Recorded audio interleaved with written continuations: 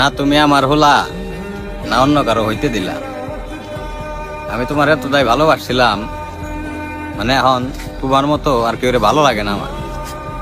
মানে অনেক সুন্দর মানুষও যদি আমি দেখি, তারপরেও কেন জানি ওই মানুষটার মাঝে আমি তোমারে খুঁজি। আমার যদি কেউ অনেক ভালোবাসাও দেয়, তারপরেও আমার এরকম একটা অনুভূতি হয় যে তুমি থাকলে হয়তো এই কাজটা এইভাবে করতা বা এইভাবে করতে বলতা। মানে তোমার স্মৃতিগুলো আমি কোনোদিন ভুলতে পারি নাই, মানে এখনো ভুলতে পারি নাই। তার প্রমাণ হইলাম আমি এখন অন্য কারো হইতে পারি নাই। হ্যাঁ, অপশন আসলে আমার কাছে অনেক।